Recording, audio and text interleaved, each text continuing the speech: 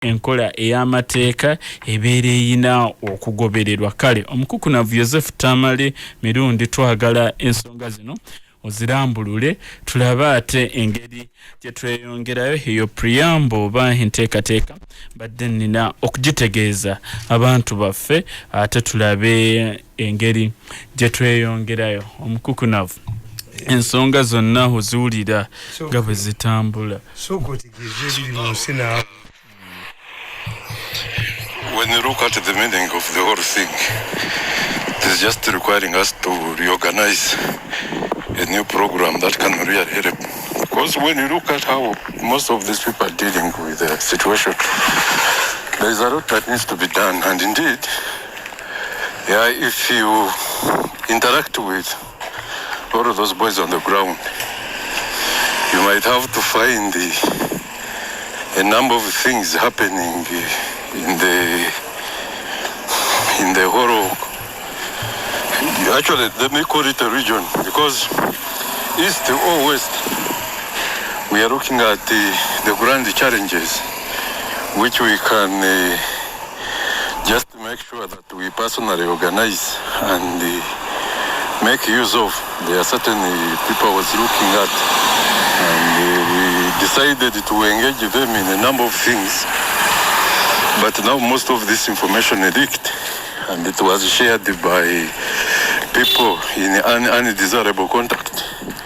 So that simply requires us to rethink. If I could advise, is to rethink, to replan, then we rebrand. The moment we have that at hand, I believe we shall be able to overcome. A lot of tossing has been happening, but I personally can't tell you where exactly we are going to be heading until we have the actual results. If we have it, well and good. If we are short of it, then we shall need to reorganize ourselves for that reason. So these are the things we are looking at. And as of now, I think we are getting there.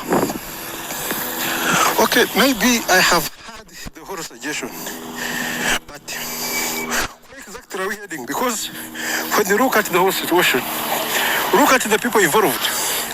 Look at those we preferably wanted to give the jobs to deploy and get moving. None of them have been scoffed out. Look at the new list of RDCs being created and their deputies. They are well scrutinized, and I could call it the whole project. They are really scrutinizing that list to make sure that nobody reappears in the corridors of, the entire succession establishment. So this kind of rigging is really not going to help us, and that's what I have to tell you. This kind of rigging is not going to help us until we decide. Actually, I could call it we decide, and we radically decide, because looking at all options on the table, there could be some misleading indicators that once followed, they're going to cause a lot of disarray. Let's look at how the people are campaigning and how they're organizing themselves. Kennedy, you try to observe how Tamale Mirundi is performing these days. He's a very, very stringent man when it comes to, emphasis and emphasizing the point of making sure that we are totally downtrodden, never to rise up. You compare human being to a pig, that once there's a race between the pig and the human being, then the pig must win. Really, it is not just demeaning, but it is psychologically disrupting the psyche of whoever is being mentioned in this or being referred to. And those are the things we're looking at. We need to reorganize ourselves and try to fix it once and for all. I know. You see, really, we have gone through several challenges, and we cannot wait to be humiliated to the bone marrow. So what I'm looking at today is I've met all of the stakeholders on the other side, starting with the big man himself. I made the discussion with him, and he was very free and open to tell me that I put the entire concept on paper, which is what I'm going to do exactly. So the realization of this whole thing is to help us to have a forward movement that can register its authenticity, to to realities, to merit, and the determination. Actually, we are looking at let's talk about unity as well and encompass it immediately. So these are the things we're trying to look at, and we need to revive ourselves about. We cannot simply wait to see things happening by themselves until we personally decide that we need to create change. And this kind of change I'm talking about is what is supposed to be based on to create a new establishment. We call it a new platform, political platform that can really be helpful to replace the status quo. Currently, the status quo is expired, and reinventing itself will be a very hard task because you cannot create a problem and use the same way to eliminate it. Normally, when you create something you're proud of, it is very hard to detect whether it is very good. As long as it serves you, it is really very good. When you look at this establishment, it is so much inward benefiting. The people serving the regime are benefiting so much, and we are not excluded. You find that we are so much benefiting from this whole establishment. But how about the outsiders and those that try to come and help or give us a push ignorantly or simply because they are targeting to get some money? They end up, debilitated. They end up disappointed. The full figures, they go out there and start making a lot of noise. Ransonga Omukambwe. Dakati problem yenseno bweri. The abantu banyina ddala abakyala baagala nnyo clinics. Abakyala baagala nnyo clinics. Kubanga wa clinic gw'omubuulira. Talina X-ray. Takebera musaayi. Women want to go back. That's why they kill their children. Bwogera mu ddwaliro eddene olaba is tiresome. That's the cause of the problems in this government. The president knows the person he directed to write a concept paper. He says he will not write it. I know but he gave the assignment to somebody, not to hoodwink Museveni. I know where you were there. The person is determined to initiate reform. Reform kitegeeza treatment okulongoosa kakati reinventing to reinvent kitegeeza nti in politics kitegeeza to you have been following a wrong direction. Kakati if you have been following, for instance, a party ideology, Nyerere decided to retire. Why? Had ruled the country on socialism. So Nyerere could not reinvent himself. Naleka Ali Hassan Mwinyi. The man has observed that Museveni cannot reinvent himself. He is following a wrong policy. Yes, that's what it means.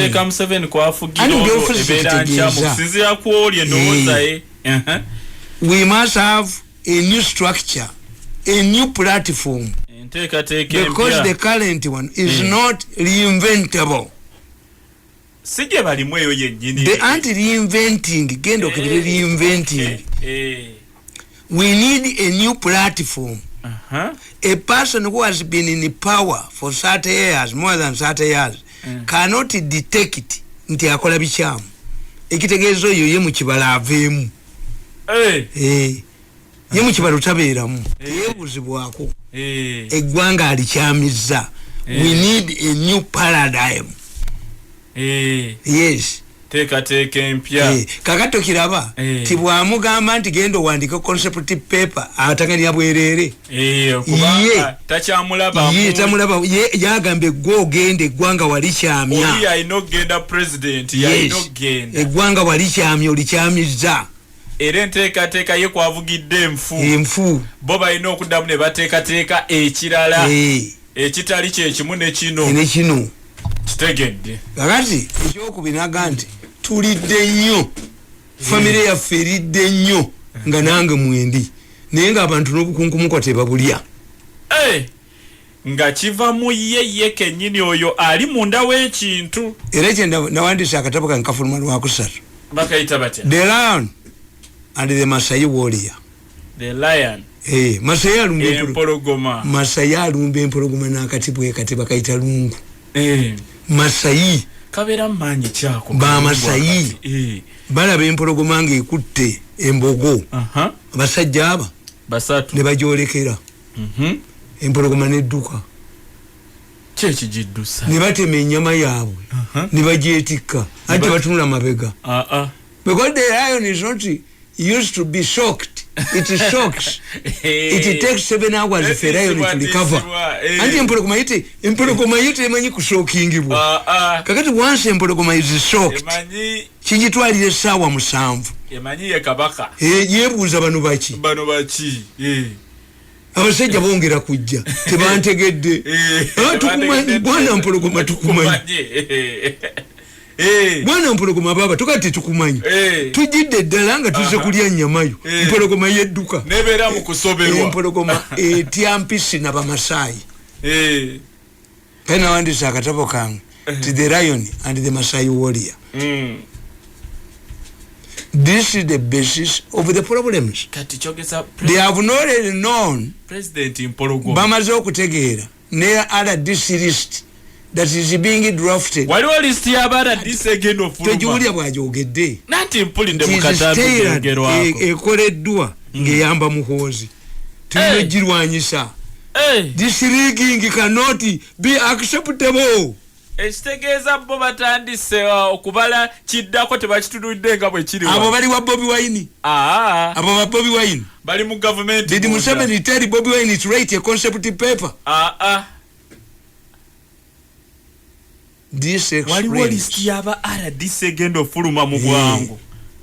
And I'm telling you, kintu kyaba when you read my book, I tell you, somebody inside the inner circle is going to bollot. Waliwo agenda okudduka and announce mu inner circle his president's ambitions. Tamale bo abitandika ku mbabazi bw'otyo. There is a person in the inner circle. All of these stories about human rights tukiyita bolloting mu byobufuzi twakijja mu ndogoyi endogoyi olutuuka ekuba akajji n'efuluma terinda kugiggulira. All of the people, the mbabazis, the Besiges, the Mugisa Montus, the Tinyefunzas, the Kategayas, the Dandisali failed to succeed. Why? They did not bollot. Tebadduka. Anybody who waits to be sacked does not go with the political crowd. Because it means if you were not sacked, you would have served the same government. So to the eyes of the public, you was guilty as those remaining. Toyita gamba bantu nti nze bangobye ku lujjuliro ganfeesa nojja n'oludda lw'enkoko munzizeeyo tutwaleyo batannalya. This explains why Bobi Wine scored where Besigye failed. It's only Bobi Wine who was not part of government. When you are part of government, you must be preemptive resignation. Semwogerere bolloted. Semwogerere Museveni kasa yamukyusa n'amutwala mu public service. Semwogerere yasirika was humiliated. What did he do? Was kutawanya byuma byaffe. What did Semwogerere do? Semwogerere wandikira Museveni ebbaluwa yagenda mu public service nayogera n'abakozi n'akaliculate nga press conference twatudde edda abajja Museveni byatumira Semwogerere basanga fuluma press conference. He bollotted. That's why he raised dust in 1996. If he had waited to be sacked, they had raised the dust. Kati onaina okubolotinga akugambye nti bafulufiga abantu nga bafulufiga ne bajja ne babakolera ne baddayo ekigambo kyakozesa okitegedde. Si disappointed, no, dilapidated. Kikola ku kizimbe ekibadde ekirungi ennyo ekitegeeza fulufiga yajja bagenda bookya ng'ekizimbe kinyirira. Dilapidated. We usually fight it to a building. It's very selective with this statement. The ban is very selective. Two, Museveni knows full figure. Tojokera lo yasoma full figure ade 13. Our daughter full figure. So the man is saying, let me use the example of a person Museveni knows. Toyinza kandi Museveni tamumanyi. Amanyi full figure amumanyi. Nze balese propose wange okudda kweni BS milioni 10 tutese nabiri bakaleta Museveni yakuwadde ki nimba gamba mwe mwerabidde ekintu kituusa family yange yonna bajinsaiti bamukazi wange ono mama Tamale Mirundi nijububa nadduka ono we are starving what DP mugumunyo oyitagala bawuliza oyitagala kulira kigambo kibayita yinali ojja tokesa bwerere jatoketa nebitipande bya DP abiteka kwe agamba gobo oli bodduka wakirindisigaza akantu otumbulire nalimu tombulire nalimu mama Tamale sigo bali bagezaako okutta kati yabadde akugamba nti okkirize anti bo balaba sente batunula kya toke tigendo okwate obukadde. When I left, I had a meeting with Mr. Kalisa. Mr. Kalisa accused me of causing him a cost of 10 billion. I told the Kalisa, listen to this tape. These people have been from the president. The president has told them, you to Mwebas, Museveni yaga to Mwebas. Wasuziza abantu nabamu hotel yo no ba 5 billion. Yali amaze okukola report, audit report. Kati bane bamuga nti atuwayiriza. Kalisa ne muga listen. Nabakutte. Mise ekola. Nga yagala gabana sente Kalisa tuku 10 billion ne bazigabana n'abaana abo. Kakati okujja kongolooza nti ndi musiro. And why is it Kalisa? Why not any other ngeyammwe? Do you know that Museveni was paying that program in NBS? How much money was Kalisa giving me? Yajisasulanga. Yajisasule mu state house I was aware. Nali manyi sinsa. Ngampachi. Kakati wako. Anti omusango gwa hege gwabasinze. Bakoze summary gulu. Ogwachi. Organize. Tamale tubigatte gatantu bwe tuva ku kino ne tugenda ku kino. Omusango gwa hege. Neggulo babadde batudde. Nejjo babasalidde mu Serena. You must come to Hague. Sokolinde. Tumwebazalira. Omunene alira. Chairman alira. Bali bangi nnyo. There are people I didn't know nabo mwebali. Kutta abantu organize. Sokolinde. The judgment they were given a summary of the judgment. They have a case to answer. That's why nalabi nanyini nsine mukyala we nga bayina gye balaga ku macha nembawereza message nawereza chairman message ekiro nti ndabye nanyini nsi ku macha okubeera omukobulamu bwe bwonna nga ayina gyalaga ku macha ne mukyala we bapanikinga. Kakati let me ask you, organic case if Museveni cannot reinvent himself, baba takyasobola can you market yourself to the population with this news around you eyokutta abantu? Because wabaye Museveni tasobola kwedabulula bo bano abali munda abaga oteka strategy basobola okwetunda eri abantu kyogezaako nga bayina news nga bayina okumanya abaana abo nabatidde. And I have helped you. Abamawulire bonna ba masinale mbatadde mu kitabo baba kubanga emitwe ne bajasa. Wataddemu abamawulire. These are not journalists from observer, from monitor, from gundi Bwiino bani. They have a group. Baina group ya of mercenaries. This is not journalism. These are mercenaries who must be treated mercilessly in future. The masquerade. Bila kumikolo babu, bila mukanisa babu, bila bwase bituba, bulinyerinye mikolo. These are mercenaries. No babadde ne party je bazanya kuteka tekeno. Bwe nakuba manager John Enjubunza nembalaga bino bali boogera. They have shifted to their foreign outlets. Bakubye mu Daily Nation olwokusatu. Nenkubira permanent secretary wa works teyanyanukudde. Bagambye nti Entebbe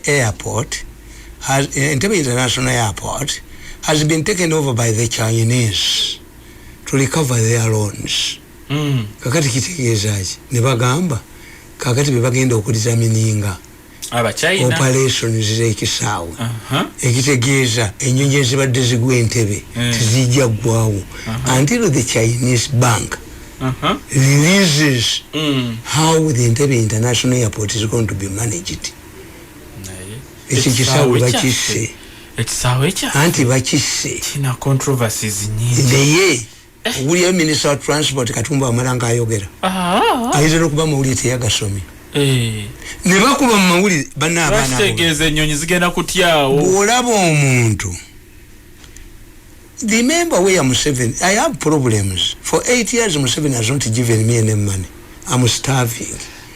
My family starves. My mother told me there's no way you can convince me that Museveni is not part of this group that is harassing you. Nga bamenya atampadde na 10.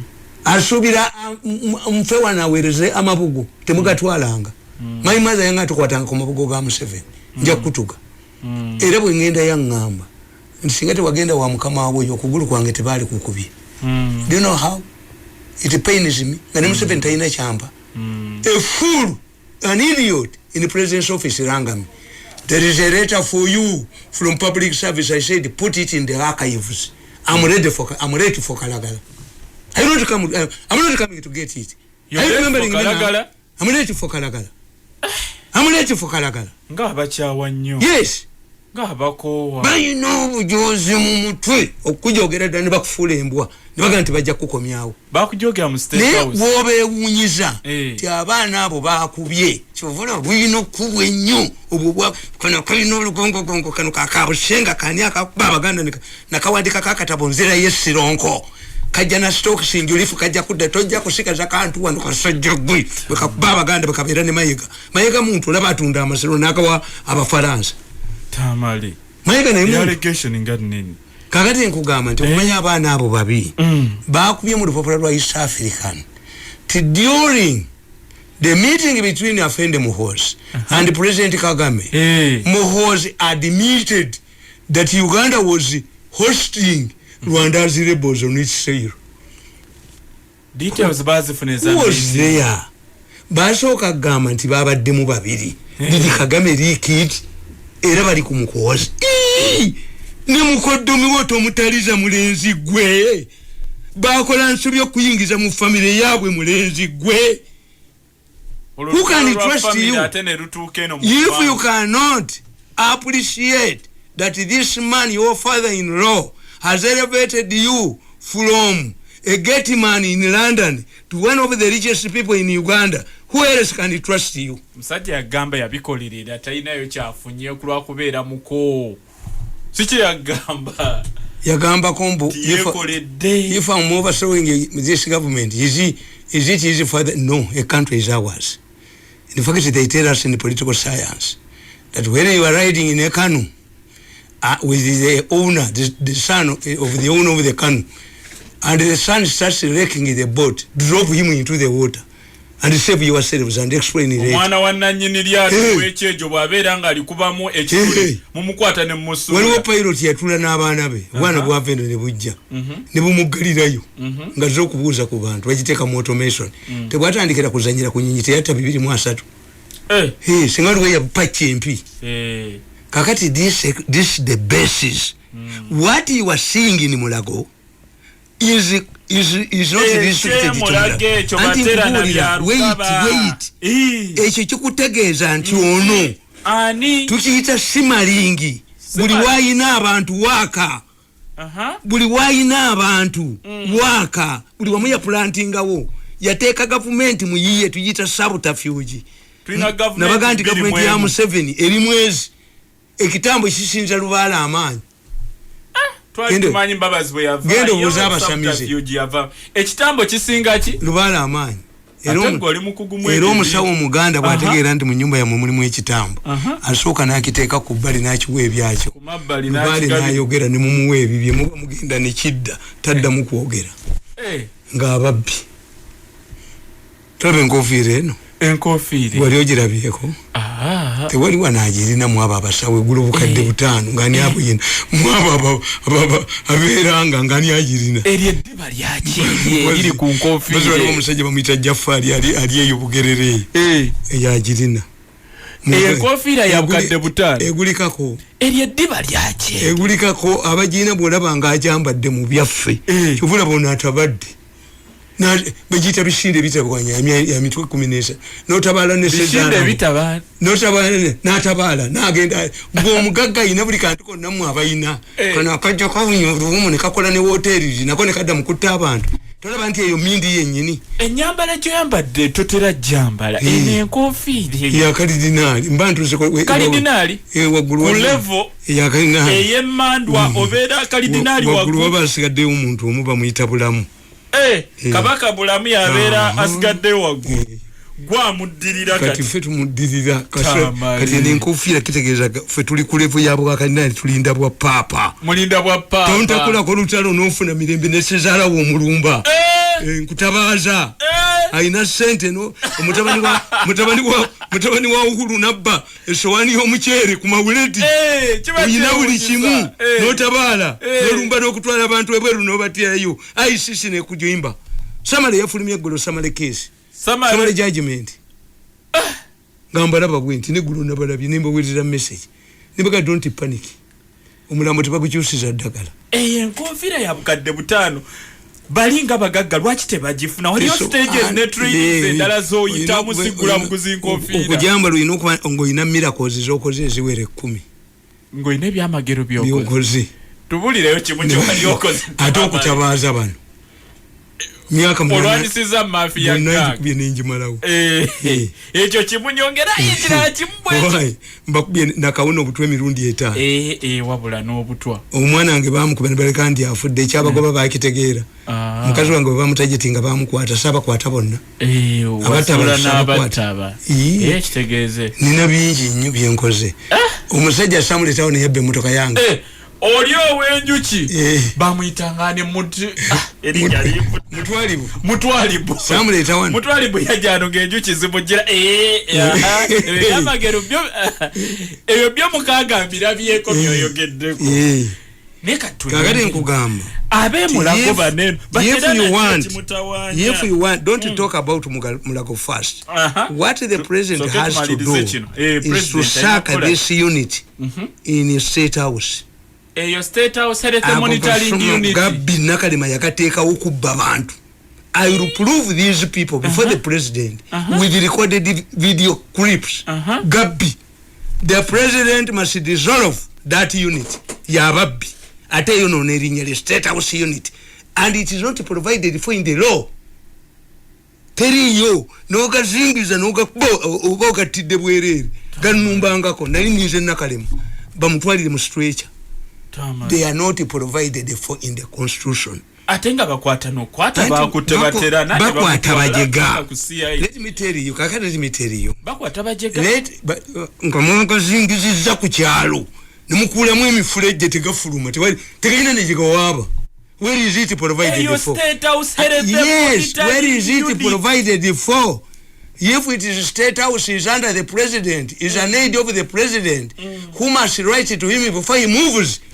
Does the president direct them? Kakoza state nemukazingiza togenda yo musajja gwe togenda yo tubulire woli naffe tukalinde benga tukuba tulabenga gana amujjayo Gabbi Kasuma gegasula mu 7 gegwonu omusajja ga structure yonna bagiina ekitegeeza yo kakati gamucha ina stating ekitata muyimate kimala account olabamba kwata kakuba kakati babadde batandika tustokomi kakati I want to tell you mulago tukola tikita simalingi nti omuliro guvaano guva kusosemu look how did they start batandika batya byencha bali bamututte byencha nyaka isiki wa Uganda Lands Commission they had taken her byencha abuza kono kagundi ako kanava kova umanyi omukazi oli akosika walo yo minister ebisambi mu Buganda tubiyita bisambi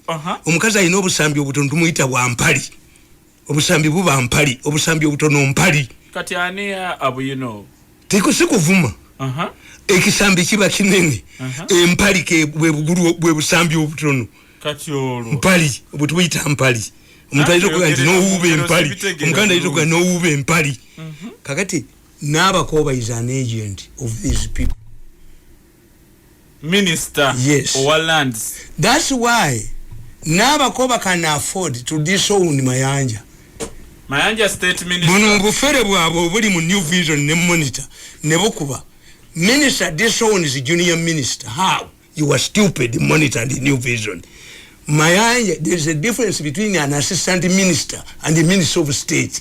A minister of state has a docket. A minister of state sits in the cabinet. The only thing that Museveni failed to do, a minister of state would have his own permanent secretary. Yes, he would have his budget. Kati cabinet minister sokola okuwotaliinga tutuwa New Vision obutasoma mawulire obumba tutuwa monitor tebutegera. This man is a minister in his own.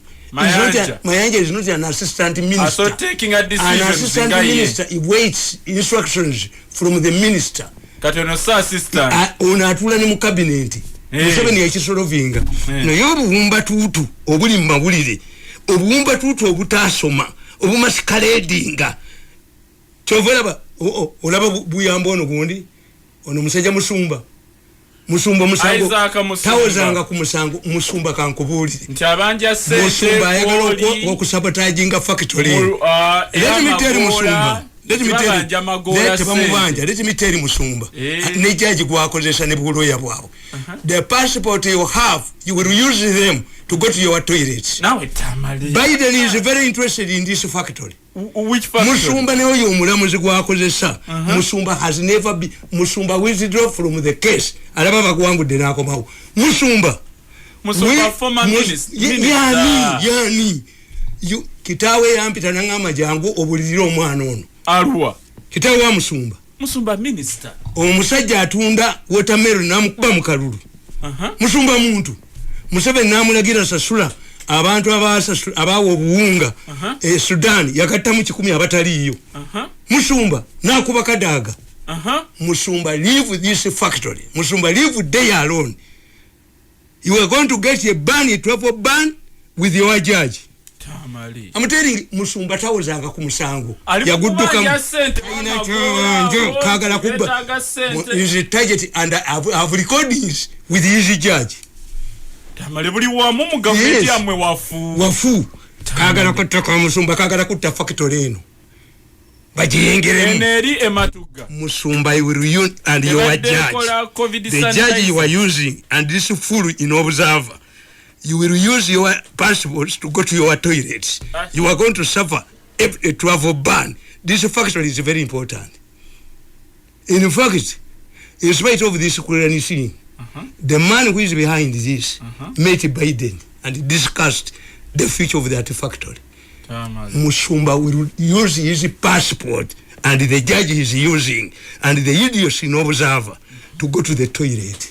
He will never go back ba. Musumba, can you raise your head? Cover your head. Move. Speed control. But judge orders that judge will never travel out of Uganda. He will get his salary in cash. Tamale toba tisiza wait. Abo badde ba minister aba diplomats. Bali bagala kumuwa secretary general wa Islamic countries bagamba yalianga embizi yachukira ku muchere yachukira ku muchere emakere tebamugoba Tamale ngayone bamugoba da musumba ziliko sticks lairo like an envelope. Don't attack this factory. We are going to have a factory in Matuga that produces for American market. Agitagetinga. You are going to suffer a travel ban with your judge. I've recorded you for a number of times. Today kuchettaka kiriye Mayanja decision nakola cabinet minister najja nasazamu kati Nabakoba wabano kiraga ki government Nabakoba wabano when you move to Nyakaisiki says mukolachi mwasasula omukazi atali yonna muli bajja kumufulumyamu why they have been stealing money from government to finance the case come to umeme nankabirwa waabwe nankabirwa waabo ekitegeeza nankabirwa yajja ku compensation era bafune sente ezaki era tumwebaze yagenze nabbe ettaka ly'essango B to raise money omusango guli expensive sente 19 billion ezali eza radio ne TV ezipopularizing Museveni baziba Museveni n'atunula ez'eggaali ze ziriwa oyo yennyini yabikola ayagala kulaga Museveni nti yavuddewo eyalemeddwa ekyo ovalaba nti ye Museveni yetu mujje mu kibalo naye ani amwonoonye bw'aba takutteeko ensi ejja kukwatako kitaawo bwakulemwa ero sekkwatako ero si bwekulemwa beruzira be bakugolola ettumba ensi ejja mukwatako kubanga bonna balina ekintu kimu Museveni is more popular than them. Ugandans want Museveni to deal with such affairs. Bebamuononye abakobe bononye. When your family expands, a leader cannot hold the power. Cut them. Yes. What do you want to come here? Family bwegaziwa. Obuyinza. Especially in a small country. Katipa was at Bagenda Kweti Kula Museveni Vaduke. Mutia. If Museveni cannot reinvent himself, Ngamam creating the trouble, then you cannot market yourself. With this news, ICC news against you, is because you control the media. That's why it comes to me. Messages. Why doesn't this man go to the president and explain to him? Ngamba bulira. Nemba weteza message lwabogo naganti gwabonyabonyiza family yange emyaka 8 ala atandise okusasula nti nkolagana nawe ojja kutambulya ko ne mukagali ka balema ojja kuba n'ebigenge yes abonyabonyiza nyo family yange emyaka 8 ajja kuba n'ebigenge Tamalegwe tosonyuwa tewali kusonyuwa kunsi mukabuli ne muggulu yammonyabonyanga alowooza tinja muwa tape ezo zagenda kwembasi and the fake tapes the judgment was the best on these tapes. Jogo nimbu bane ndi mama lya odala. Banja lyo mwengeri gwa na mwenge. Mwanteka gundi. Kakati nkubulya ne gamu. Wali wasubiza tape tojaziwa. Kakati nakana gena mukoti. Kakati ngabo yanere gamu ne mukoti njage. Final submission. Jogo lyo mulenzo no laba ye wagamu sezalawe kati mubetu musanyize odala. Jogo lyo mulenzo yateyo omuntu omwe bamwetegekera dda. Bamukubera be factories kwata omuliro.